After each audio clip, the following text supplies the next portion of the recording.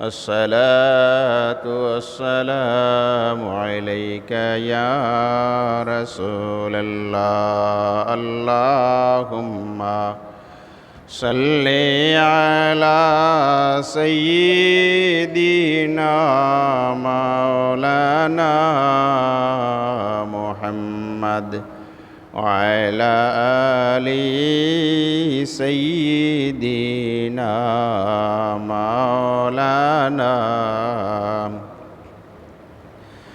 رحمت عالم जहां कम सब उजाला कर दिया रहमत रही रहमन का मरकज़ मदीना बन गया अल्लाहुम्मा सल्ले अला सय्यिदिना मौलाना मुहम्मद वअला आलि सय्यिदिना मौलाना मुहम्मद সাত সমুদ্র তেরো নদী আমি পাড়ি দিতে পারলাম না,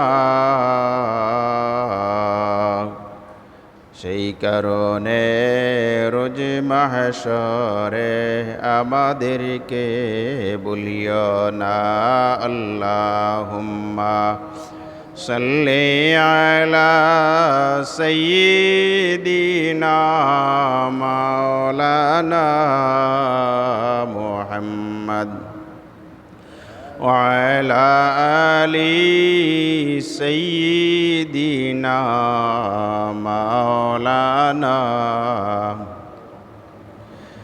কোথায় আছো দয়াল নবীজির আশিক, আসো নবীর মিলাদে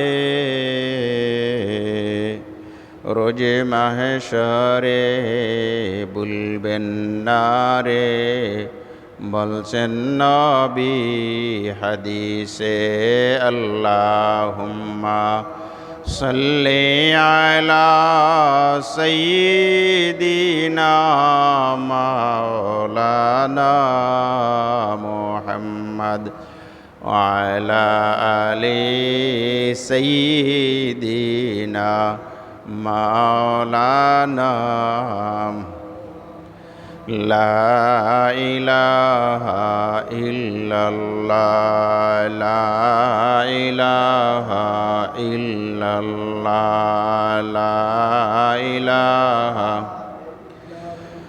লা ইলাহা ইল্লাল্লাহ লা ইলাহা ইল্লাল্লাহ লা ইলাহা ইল্লাল্লাহ লা ইলাহা ইল্লাল্লাহ লা ইলাহা ইল্লাল্লাহ লা ইলাহা ইল্লাল্লাহ হাসবি রাব্বি জাল্লাল্লাহ মা ফি কলবিহি গায়রুল্লাহ নূর সাল্লাল্লাহ লা ইলাহা ইল্লাল্লাহ লা ইলাহা ইল্লাল্লাহ লা ইলাহা ইল্লাল্লাহ লা ইলাহা ইল্লাল্লাহ লা ইলাহা লা ইলাহা ইল্লাল্লাহ মুহাম্মাদুর রাসূলুল্লাহ সাল্লাল্লাহু আলাইহি ওয়াসাল্লাম। সম্মানিত উপস্থিত হাজিরিন কিরাম, সামিন আজম, সৈয়দুল আইয়াম জুমার নামাজের মুসল্লিয়ানে কেরাম, নজন যুবক, আবাল বৃদ্ধ, পর্দার আড়ালের পর্দানিশীরা, উপস্থিত অনুপস্থিত আমরা সকলে মিলে মহান আল্লাহ রাব্বুল আলামিনের দরবারে শুকরিয়া আদায় করি। সকলে বলুন আলহামদুলিল্লাহ। আবারও আওয়াজ করে বলুন আলহামদুলিল্লাহ। আবারও উচ্চ সুরে বলুন আলহামদুলিল্লাহ।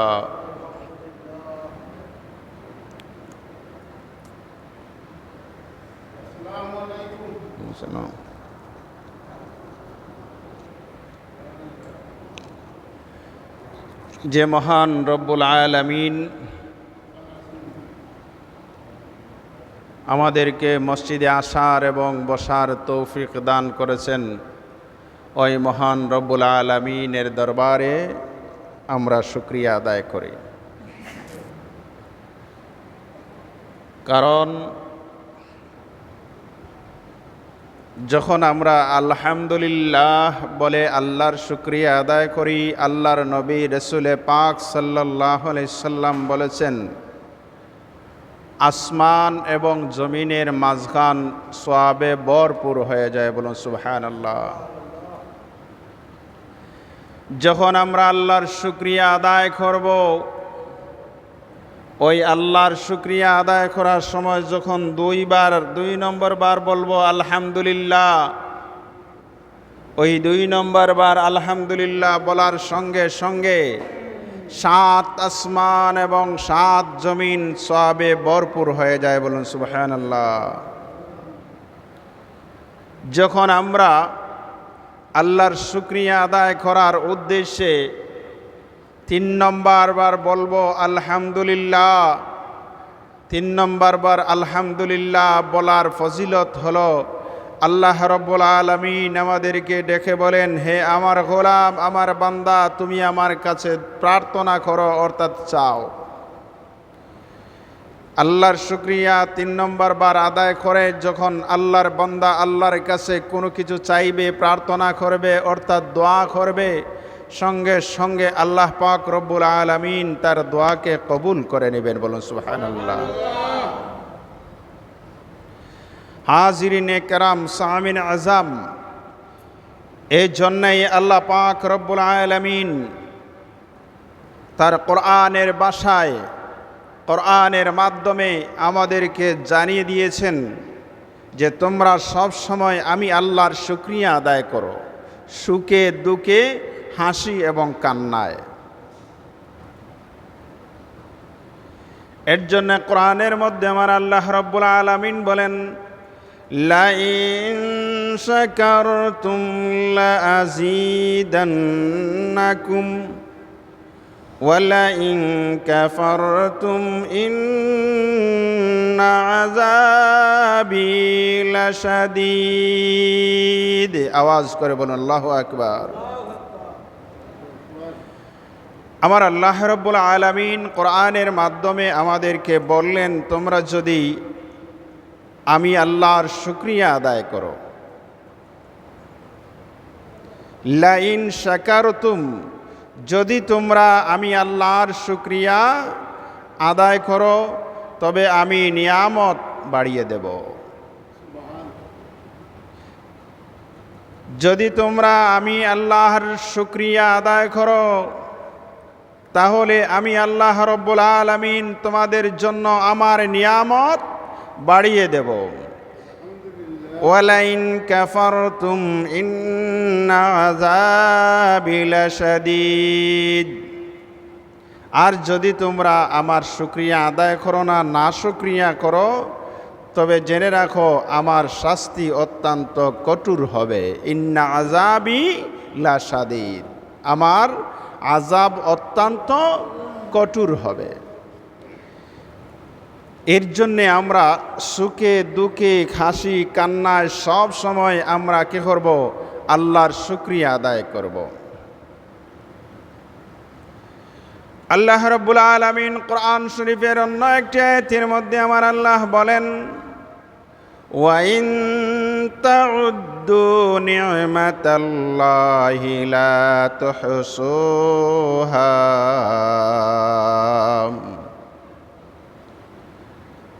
আমার আল্লাহ রাব্বুল আলামিন বলেন, ইন তাউদ্দু নি'মাতাল্লাহি লা তুহসুহা। তোমরা যদি আমি আল্লাহর নিয়ামতকে গণনা করতে চাও, আমি আল্লাহর নিয়ামতকে যদি তোমরা গণনা করতে চাও, তাহলে তা শেষ করতে পারবে না। ওয়াফদালু নি'মাতাল্লাহি ফি খালকি হাবিবু মুহাম্মাদুন সাল্লাল্লাহু আলাইহি ওয়াসাল্লাম। আর আল্লাহ পাকের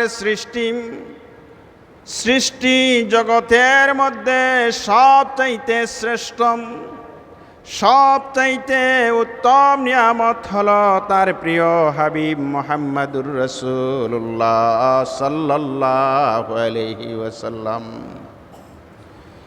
দুনিয়ার সব নিয়ামত যদি আমরা মানি, দুনিয়ার সব নিয়ামত যদি আমরা মানি, যে আল্লাহ পাক রব্বুল আলামিন গাছ সৃষ্টি করেছেন আমার জন্য নিয়ামত, বাতাস দিয়েছেন আমার জন্য নিয়ামত, আগুন দিয়েছেন আমার জন্য নিয়ামত, পানি দিয়েছেন আমার জন্য নিয়ামত,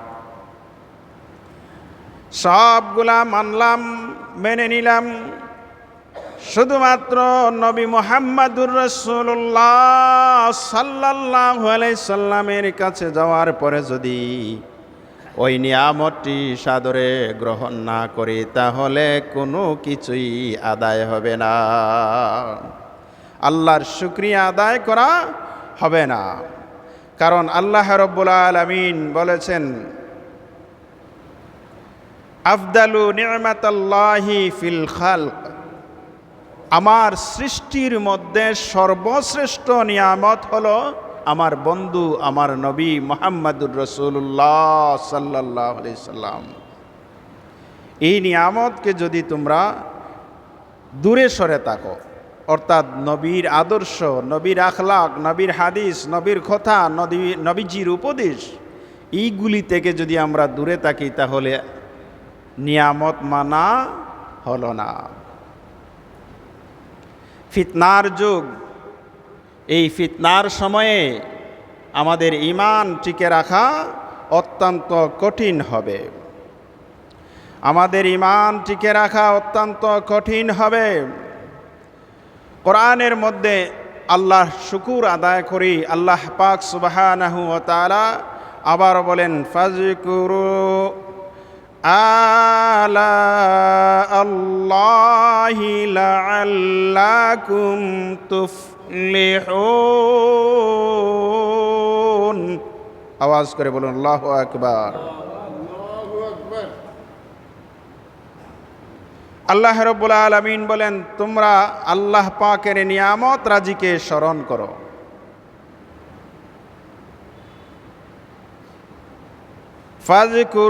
ফাযকুরু আলা আল্লাহ, আল্লাহ রাব্বুল আলামিন বলেন, তোমরা আল্লাহর নিয়ামত রাজি যতগুলি নিয়ামত দিয়েছেন তোমাদের জন্যে, ওইগুলিকে তোমরা স্মরণ করো। এখন আমি আমার দেহ নিয়ে যদি আলোচনা করি, চিন্তা করি, আমার বডি নিয়ে যদি আমি আলোচনা করি, তাহলে চোখও আমার একটা নিয়ামত, আমার নাকও একটা নিয়ামত, আমার চুলগুলি একটি নিয়ামত, আমার দাড়ি একটা নিয়ামত, আমার শরীরের লোম, এই লোমটাও একটা নিয়ামত।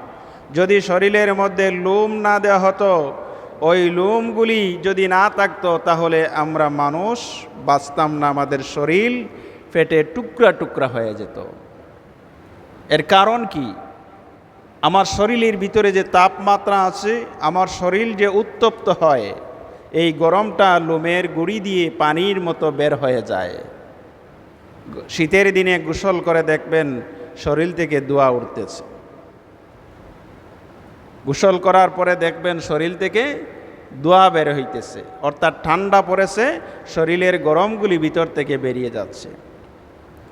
গরমের দিনে দেখা যায় না শরীর ঘামে, না হলে আমাদের শরীর পেটে টুকরা টুকরা হয়ে যেত।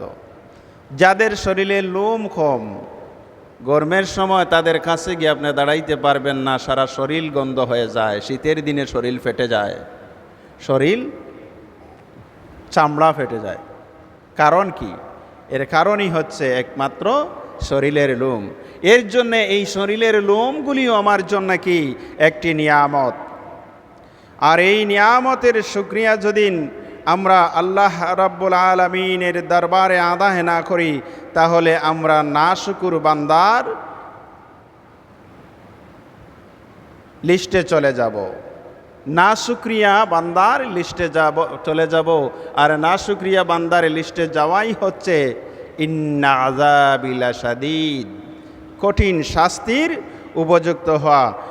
প্যারে হাজিরিনে কেরাম, সাহাবিনে আজম, যদি আমরা আল্লাহর শুকরিয়া আদায় করতে পারি, আল্লাহর নিয়ামতগুলি যদি আমরা চিন্তা করতে পারি, গণনা করতে পারি, আল্লাহ রাব্বুল আলামিন বলেন ফাযকুরু আলা আল্লাহ, তোমরা আমার নিয়ামত রাজিকে স্মরণ করো। যদি এইগুলি আমরা স্মরণ করতে পারি, আমার আল্লাহ বলেন লাআল্লাকুম তুফলিহুন, বলুন সুবহানাল্লাহ। লাআল্লাকুম তুফলিহুন, যদি আমার নিয়ামতগুলিকে তোমরা স্মরণ করতে পারো, তাহলে তোমরা তোমাদের জীবনে দুনিয়া ও আখিরাতে তোমরা সফল কাম হয়ে গেছো, বলুন সুবহানাল্লাহ। সফলতা অর্জন করতে হবে। এর জন্য কি করতে হবে? আমার নবী, দিনের নবী, রাহমাতুল লিল আলামিন জনাবে মুহাম্মদুর রাসূলুল্লাহ সাল্লাল্লাহু আলাইহি সাল্লাম বলেন, আল্লাহর নবীজি বলেন, আল্লাহর শুকরিয়া কিভাবে আদায় করবেন? যারা মুমিন, যারা ইমানদার, তারা নামাজ পড়বে। যারা মুমিন, যারা ইমানদার, তারা নামাজ পড়বে এবং অন্যান্য ইবাদতগুলা করবে। অন্যান্য ইবাদত কোনগুলি? কোরআন তেলাওয়াত, জিকির আজকার, আল্লাহর নবীর উপর দুরূদ শরীফ, এইগুলি করবে এবং আল্লাহর নবী রাসূলে পাক সাল্লাল্লাহু আলাইহি সাল্লামকে স্মরণ করে থাকেন, বলুন সুবহানাল্লাহ। এইগুলি করলে আল্লাহর শুকরিয়া আদায় হয়ে যাবে। নতুবা আমরা আল্লাহর শুকরিয়া থেকে অনেক দূরে চলে যাব। আর এই চলে যাওয়াটাই হচ্ছে আমার জন্য ইন্না আযাবি লাশাদীদ, কাল কিয়ামতের ময়দানে আমি জাহান্নামের আগুনে কঠিন শাস্তির উপযুক্ত হব। হাজিরিনে কেরাম, সামিনে আজম, আল্লাহ পাক সুবহানাহু ওয়া তাআলা আমাদেরকে বললেন তার নিয়ামতের শুকরিয়া এবং তার নিয়ামতগুলির দিকে আমরা স্মরণ করব। যেদিকেই তাকাইব ওই দিকেই তো আল্লাহর নিয়ামত। আকাশে চন্দ্র দেওয়া হয়েছে, চন্দ্রটা আমাদের জন্য একটি নিয়ামত। তারকা দেওয়া হয়েছে, এটাও আমাদের জন্য একটি নিয়ামত। গরম দেওয়া হয়েছে, এটাও আমাদের জন্য একটি নিয়ামত। আল্লাহর রাসূল সাল্লাল্লাহু আলাইহি সাল্লাম ইরশাদ করেন, হযরতে আলী রাদিয়াল্লাহু তাআলা আনহুকে ডেকে বললেন, হে আলী, তুমি যখন রৌদ্রের মধ্যে যাবে তখন তোমার পিঠ রোদের দিকে দিবে। তোমার পিঠ রৌদ্রের দিকে দিবে, তাহলে তোমার শরীর থেকে সকল রোগ নিরাময় হয়ে যাবে, বলুন সুবহানাল্লাহ। আল্লাহর নবীর হাদিস মিথ্যা হতে পারে না। রাসূলের পাক সাল্লাল্লাহু আলাইহি সাল্লামের জবান মোবারক থেকে যে কথাগুলি বের হয়েছে, ওই কথাগুলির মধ্যে কোনো ভুল থাকতে পারে না, কোনো সন্দেহ থাকবে না। যদি সন্দেহ এসে যায় তাহলে আপনার ঈমান, আমার ঈমান দূরে চলে যাবে। আমরা ঈমানদার থাকব না, অর্থাৎ আল্লাহর নিয়ামত আমরা মানে নাই। এর জন্য আল্লাহর নবী রাসূলে পাক সাল্লাল্লাহু আলাইহি সাল্লাম বললেন, হে আলী, যখন তুমি রৌদ্রের মধ্যে যাবে তখন তোমার পিঠ রৌদ্রের দিকে দিয়ে বসো। যখন তোমার পিঠের মধ্যে রৌদ্রের আলো লাগবে, সূর্যের আলোটিয়া তোমার পিঠের মধ্যে লাগবে, তোমার শরীর থেকে সমস্ত রোগ আল্লাহ পাক নিরাময় করে দেবেন। বলুন সুবহানাল্লাহ। হে আলী, যখন তুমি রৌদ্রের মধ্যে যাবে, সূর্যের আলোর দিকে তোমার মুখ দিয়ে বসো না। যদি তোমার মুখ সূর্যের দিকে যায়, সূর্যের দিকে তাকাইয়া তুমি যদি বসো, তাহলে যত রোগ আছে তোমার ভিতরে ঢুকে যাবে। যত রোগ আছে সবগুলি তোমার ভিতরে ঢুকে যাবে। দেখবেন সূর্যের দিকে কিছু সময় যদি মুখ দিয়ে বসেন, মাথার বেদনা শুরু হয়ে যায়। সূর্যের দিকে মুখ দিয়ে বসলে মাথার ব্যথা শুরু হয়ে যায়। পিঠে ব্যথা করতেছে, কোমরে ব্যথা করতেছে, রৌদ্রের মধ্যে বসে যান, 10 মিনিটের ভিতরে আপনার কোনো ব্যথা থাকবে না। এটা আমার পরীক্ষিত। বলুন সুবহানাল্লাহ।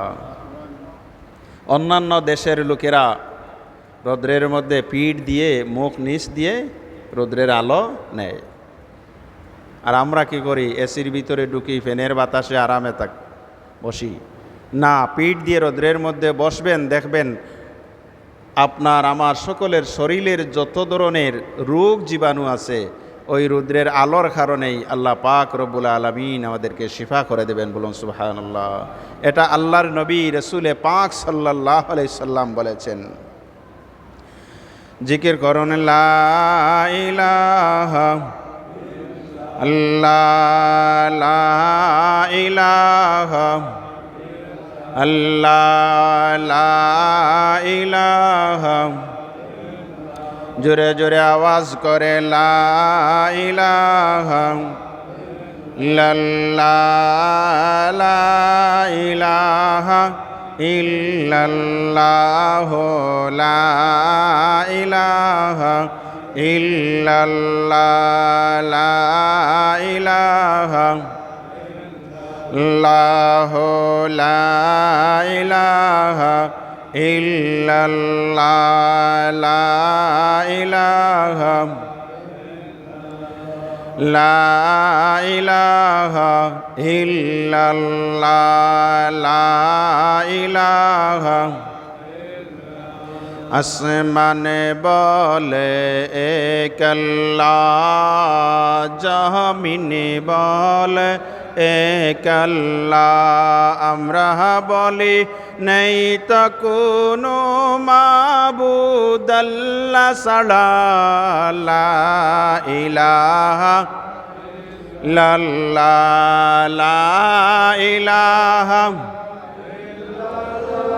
ও লা